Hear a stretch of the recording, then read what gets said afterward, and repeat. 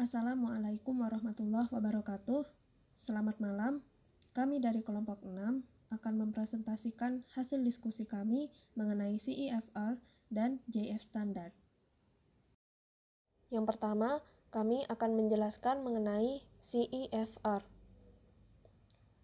Common European Framework of Reference for Languages atau CEFR merupakan suatu pedoman untuk menggambarkan kemampuan dari seorang pembelajar bahasa. CEFR ini dibentuk oleh Dewan Majelis Eropa bersama Universitas Cambridge dan bersifat language neutral, yang artinya dapat diterapkan pada pembelajaran bahasa asing manapun. Awalnya, CEFR ini dirancang sebagai alat referensi yang komprehensif untuk memajukan transparansi pada pendidikan di Eropa. Namun, sejak dirilis pada tahun 2001 hingga sekarang, CEFR telah diterjemahkan ke 40 bahasa dan telah digunakan juga di luar Eropa, dari Asia hingga Amerika Latin untuk membantu menetapkan level pembelajaran, mengajar, dan penilaian bahasa. CEFR memiliki 6 level untuk menggambarkan kemampuan dari pembelajar bahasa, yakni dari tingkat paling dasar, A1, hingga tingkat paling mahir, yakni C2. Pembelajar bahasa nantinya akan dibagi menjadi 3 golongan kemampuan, yakni Basic User atau A1 dan A2, Independent User, B1 dan B2, dan Proficient User atau C1 dan C2. CEFR menggambarkan kemampuan pembelajar bahasa mencakup 5 kemampuan, yakni berbicara interaktif, berbicara produktif, mendengar, membaca, dan menulis. Masing-masing kemampuan ini memiliki rincian can-do atau kemampuan dari pembelajar bahasa. Maksud dari can-do ini adalah indikator dari apa yang telah dikuasai atau apa yang dapat dilakukan oleh pembelajar sesuai level-level CEFR.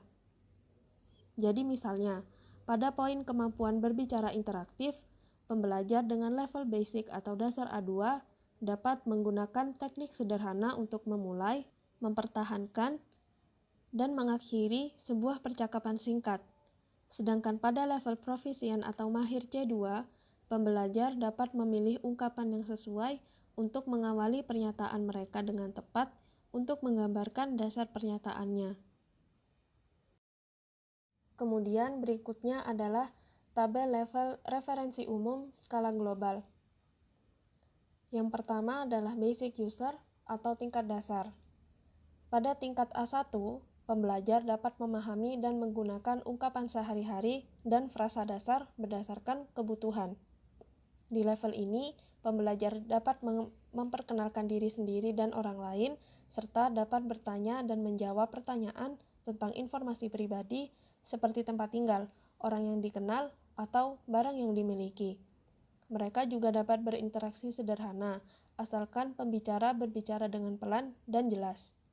Kemudian pada tingkat A2, pembelajar dapat memahami kalimat dan ungkapan yang sering digunakan terkait dengan bidang yang berhubungan langsung dengan pembelajar, misalnya informasi pribadi dan keluarga, tema tentang belanja, pekerjaan, dan lain-lain. Pembelajar juga dapat berkomunikasi tentang kegiatan yang rutin dan sederhana, juga menjelaskan istilah sederhana yang berhubungan dengan lingkungan sekitar. Kemudian, selanjutnya adalah tingkat Independent User. Pada tingkat B1, pembelajar dapat memahami poin utama dari input standar yang jelas mengenai hal-hal yang sering ditemui dalam pekerjaan, di sekolah, saat rekreasi, dan lain-lain. Dapat menangani sebagian besar situasi yang paling mungkin terjadi saat berpergian di daerah tempat bahasa tersebut digunakan. Kemudian, dapat menghasilkan teks terhubung sederhana mengenai topik yang sering atau terkait minat pribadi. Dan pembelajar dapat menggambarkan pengalaman dan peristiwa, impian dan harapan, dan ambisi, serta secara singkat memberikan alasan dan penjelasan atas pendapat dan rencana. Kemudian pada tingkat B2, pembelajar dapat memahami gagasan utama dari teks yang rumit, baik dalam teknik yang konkret maupun abstrak, termasuk diskusi teknis dalam bidang keahliannya. Pembelajar juga dapat berinteraksi dengan tingkat kefasihan dan spontanitas yang membuat interaksi umum dengan penutur asli sangat mungkin, tanpa kendala bagi salah satu pihak. Pembelajar juga dapat menghasilkan teks yang terperinci mengenai berbagai subjek dan menjelaskan sudut pandang pada isu topikal, menjelaskan keuntungan dan kerugian dari berbagai pilihan. Selanjutnya pada level proficient atau mahir. Pada tingkat C1, pembelajar dapat memahami beragam teks yang lebih sulit dan lebih panjang, serta mengenali makna tersiratnya. Kemudian, pembelajar dapat mengekspresikan gagasan dengan fasih dan spontan tanpa kesulitan menemukan ungkapan. Pembelajar juga dapat menggunakan bahasa dengan fleksibel dan efektif untuk tujuan sosial, akademik, dan profesional. Pembelajar juga dapat menghasilkan teks yang jelas, terstruktur, dan terperinci mengenai subjek yang kompleks, menunjukkan penggunaan pola organisasi, konektor, dan perangkat kohesif dengan terkendali. Kemudian pada tingkat C2, pembelajar dapat memahami dengan mudah hampir semua hal yang didengar atau dibaca. Mereka dapat merangkum informasi dari berbagai sumber lisan dan tertulis, menceritakan kembali argumen dan cerita dalam presentasi yang berhubungan. Pembelajar juga dapat mengekspresikan dirinya secara spontan, sangat fasih, dan akurat, mengerti perbedaan makna yang halus, bahkan dalam situasi yang paling kompleks. Selanjutnya adalah CF Standard. CF Standard di sini terdiri atas standar pendidikan bahasa Jepang, pohon CF Standard, dan 6 level CF Standard. Definisi secara luas adalah menyediakan semacam kerangka atau batasan untuk merancang lingkungan pendidikan bahasa, bersamaan dengan tujuan dan konsep tertentu sehubungan dengan pendidikan dan diseminasi bahasa tersebut. Japan Foundation mengembangkan CF Standard berdasarkan konsep CEFR atau Common European of Reference for Languages, menjadi fondasi dan kerangka yang digunakan bersama pada institusi pembelajaran dan pendidikan bahasa-bahasa di Eropa. Sejak diluncurkan pada tahun 2001, CEFR menjadi perhatian tidak saja di Eropa tapi di seluruh dunia. Selanjutnya adalah konsep CF Standard. Konsep CF Standard adalah bahasa Jepang untuk pemahaman lintas budaya, yang tujuannya memposisikan bahasa Jepang sebagai salah satu bahasa di dunia yang hidup dalam kondisi masyarakat dengan berbagai kebudayaan yang berbeda-beda. Dalam konsep CF Standard terdapat 4 konsep. Pertama adalah menganggap komunikasi sebagai aksi bersama. Aksi bersama di sini adalah pembicara dan pendengar sama-sama menggunakan bahasa Jepang untuk menyelesaikan suatu permasalahan pada tempat atau area tertentu. Yang kedua, ada wadah dan wilayah untuk melakukan aksi bersama. Pada area atau wadah tempat pemecahan permasalahan komunikasi, para pengguna bahasa akan memilih dan menggunakan bahasa Jepang dari berbagai opsi, berupa berbagai bahasa, varian, dan yang lain. Yang ketiga, mendorong komunikasi antara pengguna bahasa Jepang melewati batas negara dan suku. Komunikasi ini meliputi komunikasi bahasa Jepang yang tidak saja terjadi antara penutur jati dan penutur asing, tapi juga antara sesama penutur asing. Tidak menjadikan bahasa Jepang penutur jati sebagai model ideal, tapi menganggap berbagai penggunaan bahasa Jepang secara positif. Yang keempat adalah memberikan kesempatan pembelajar untuk bersinggungan dengan bahasa dan kebudayaan yang berbeda dari bahasa ibunya. Pembelajar akan mendapatkan cara pandang yang lebih kompleks, sehingga dia akan dapat melihat kebudayaannya sendiri secara relatif dengan cara pandang yang baru. Untuk mencapai fungsi konsep JF butuh 2 keterampilan, yaitu kemampuan penyelesaian tugas dan kemampuan pemahaman lintas budaya. Kemampuan penyelesaian tugas adalah keterampilan yang dibutuhkan untuk menyelesaikan permasalahan secara bersama-sama, sedangkan kemampuan pemahaman lintas budaya adalah kemampuan saling menyesuaikan secara fleksibel dengan menggunakan bahasa Jepang antara pembicara dan lawan bicara. Kedua keterampilan ini digambarkan secara spiral sebagai suatu bentuk hubungan keduanya yang terus berkembang. Berdasar konsep CF standar, diatur pemahaman bahasa komunikatif dan aktivitas bahasa komunikatif yang diwujudkan dalam bentuk pohon. Pemahaman bahasa dan aktivitas bahasa ini bertujuan untuk meningkatkan kemampuan pembelajar yang ada di setiap institusi pendidikan dalam menyelesaikan tugas. Akar pohon dalam pohon CF ini menunjukkan kemampuan linguistik atau kemampuan kebahasaan yang mendukung linguistik. Cabang dan ranting menunjukkan aktivitas kebahasaan utama. Pada setiap akar, ranting dan cabang disebut kategori. Pada bagian A, pemahaman bahasa komunikatif atau pemahaman bahasa, yang mencakup 3 pemahaman, yakni kemampuan linguistik atau linguistic competences, kemampuan sosiolinguistik atau sociolinguistic competences, dan kemampuan pragmatik atau pragmatic competences. Kemampuan linguistik mencakup kemampuan penguasaan kosakata dan tata bahasa, kemampuan memahami makna, kemampuan pelafalan, serta kemampuan membaca dan ortografi, atau kemampuan menulis huruf, kata, dan kalimat. Pada kemampuan sosiolinguistik, kemampuan menggunakan bahasa secara tepat dengan menaati berbagai peraturan dalam berinteraksi dengan memperhatikan hubungan dengan lawan bicara ataupun situasinya. Lalu ada kemampuan pragmatik, kemampuan berkomunikasi dengan bahasa, yaitu keterampilan menggunakan bahasa yang sesuai, selaras, dan serasi dengan faktor-faktor situasi. Selanjutnya adalah B, atau aktivitas bahasa komunikatif. Dalam aktivitas bahasa komunikatif terdapat 3 komponen, yaitu yang pertama adalah aktivitas, yang kedua adalah teks, yang ketiga adalah strategi komunikatif. Pada bagian aktivitas, ini dibagi lagi menjadi 3 aktivitas, yakni aktivitas menerima atau reseptif dengan kegiatan membaca dan mendengar. Yang kedua, aktivitas memproduksi atau produktif dengan kegiatan bicara dan menulis. Yang ketiga adalah aktivitas berinteraksi atau interaktif dengan kegiatan percakapan dan surat menyurat. Pada komponen kedua adalah teks. Teks ini ada hubungannya dengan teks, yakni membuat memo dan catatan serta meringkas dan menyalin catatan. Kedua aktivitas bahasa ini berada di antara aktivitas reseptif dan produktif. Komponen ketiga adalah strategi komunikatif, yang punya peran sebagai penghubung antara pemahaman bahasa dan aktivitas berbahasa. Dengan menggunakan dan memikirkan bagian mana dari pohon CF standar yang jadi target pembelajaran, targetnya akan jadi lebih jelas. Hal itu memudahkan untuk menangkap kebutuhan dan luaran pembelajaran dari berbagai pembelajar.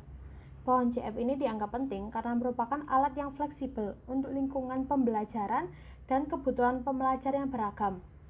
Contohnya adalah pembelajar yang baru mulai belajar bahasa Jepang di luar negeri dan kesempatan menggunakan bahasa Jepangnya cuma sedikit. Dapat terus belajar sambil menyadari apa yang dia bisa lakukan dan apa yang ingin dia capai dengan bahasa Jepang. Ada kalanya perlu mempelajari bahasa dengan fokus pada salah satu ranting atau akar. Itu tergantung pada kebutuhan dan target pembelajarnya. Lalu pembelajar yang kurang kesempatan untuk praktik bahasa Jepang secara nyata dan pembelajar yang sulit menyelesaikan tugas yang mengkombinasikan pengetahuan dan kemampuan individu.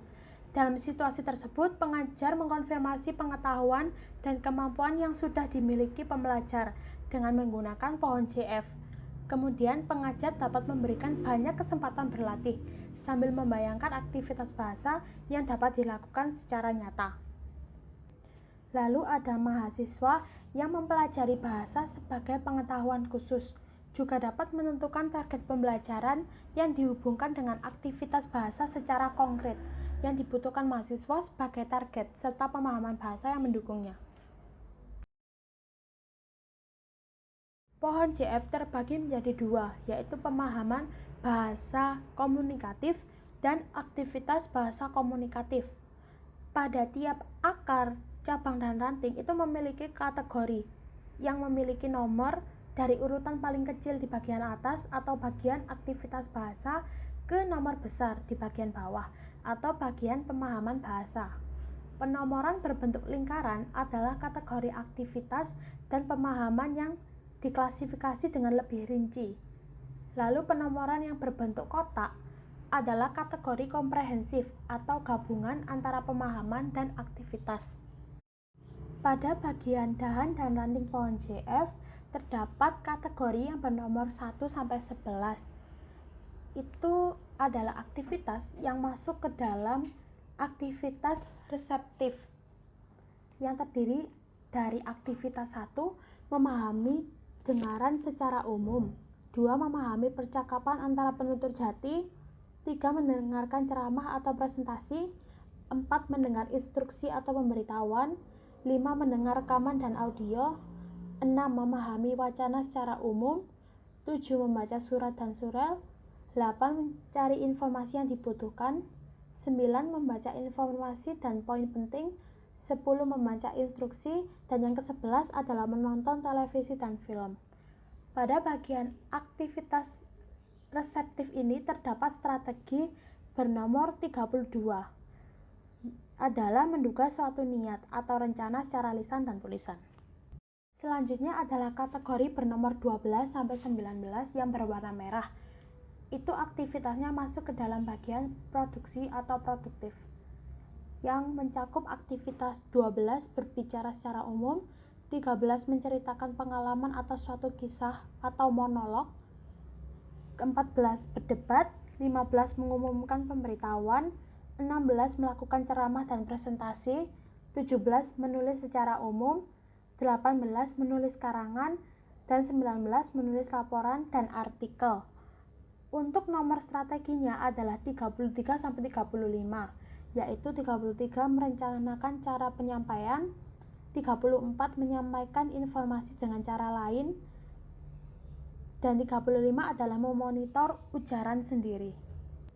Kategori terakhir dari aktivitas bahasa komunikatif adalah kategori bernomor 20 sampai 31 yang berwarna hijau.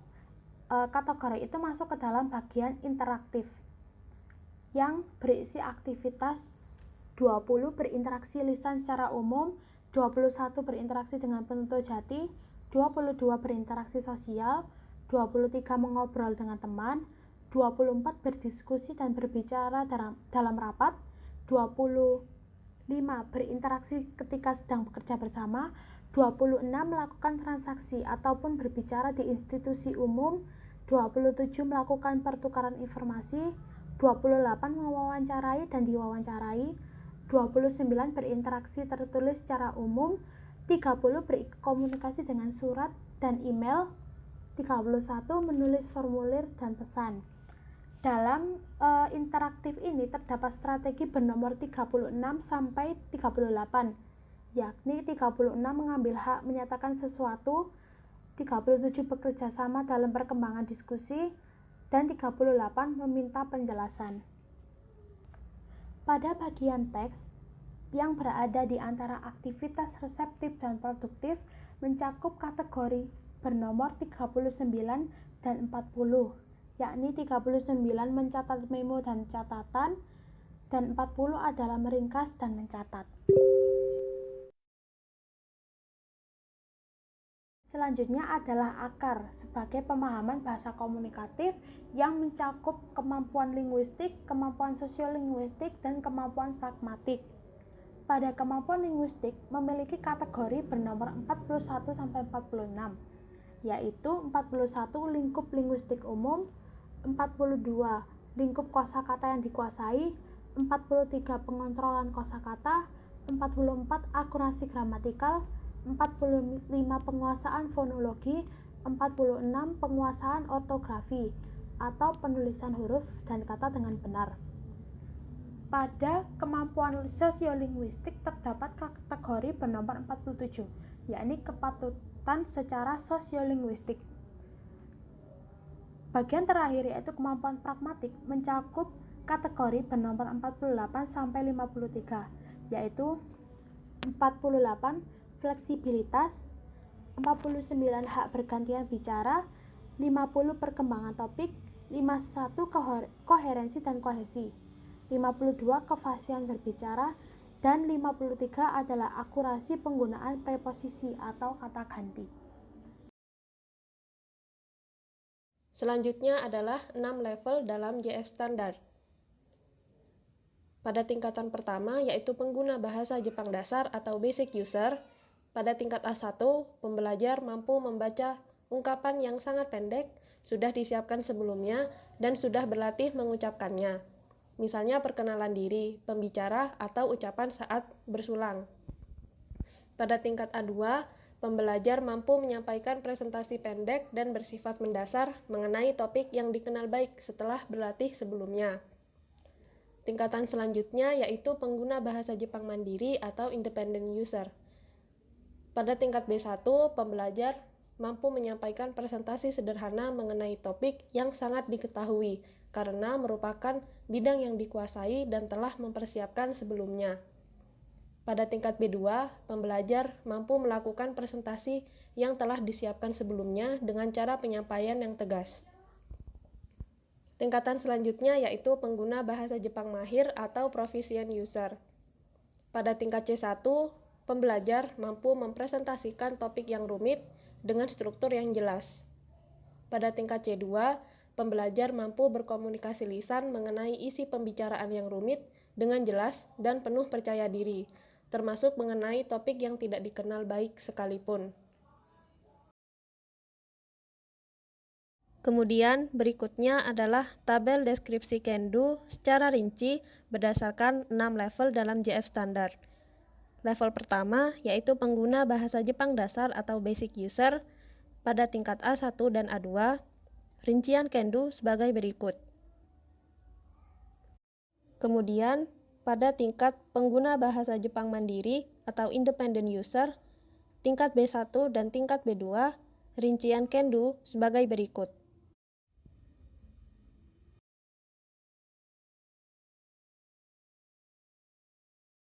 Kemudian, pada level selanjutnya, yaitu pengguna bahasa Jepang mahir atau proficient user, pada tingkat C1 dan tingkat C2, rincian Kendo sebagai berikut.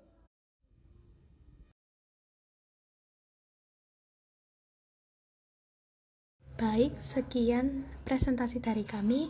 Apabila dari teman-teman ada pertanyaan, bisa dituliskan di grup Telegram kelas. Terima kasih.